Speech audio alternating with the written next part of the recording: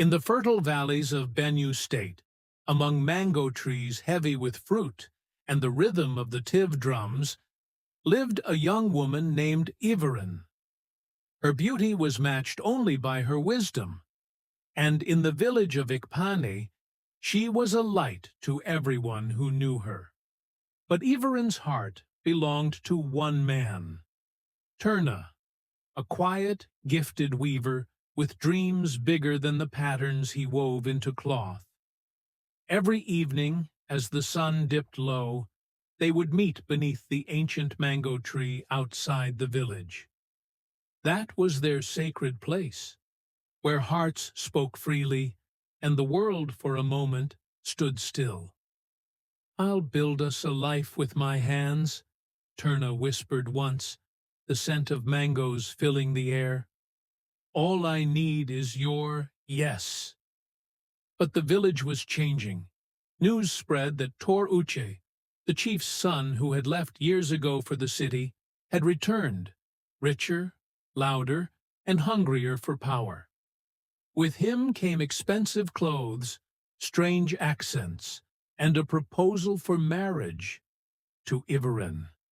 He didn't ask her, he asked her father. Tempted by the promise of wealth and status, and weighed down by years of hardship, her father agreed. The decision came like thunder. No one asked Iverin what she wanted. They only reminded her of her duty. "She's a daughter of the land," they said, "not a child of her own desires." Turna, crushed but not broken, refused to let the silence take her love. He went before the village elders and invoked an old tradition, a public challenge of wisdom and strength, where suitors proved they were worthy, not by wealth, but by will. The villagers gathered. The drums beat loud. Turna stood alone, wearing nothing but his courage and a lion-tooth necklace his grandfather left him. Tor Uche, dressed in flowing agbada, laughed until the contest began. Riddles were asked. Turna's answers were humble, but true. Tests of endurance followed. Tor Uche stumbled.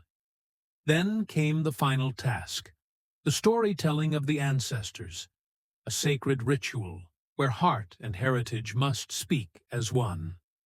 When Turna told his tale of love born under mango trees, of promises made in quiet places, of a future built on truth, the wind itself seemed to still.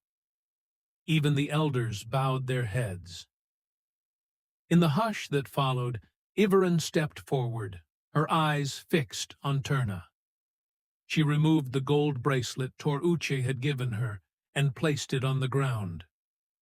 "My heart was never for sale," she said.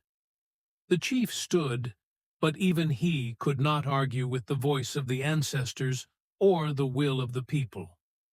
Love had spoken, and this time it had been heard. That night, under the same mango tree where it all began, Iverin and Turna stood together once more, not in secret, but in celebration.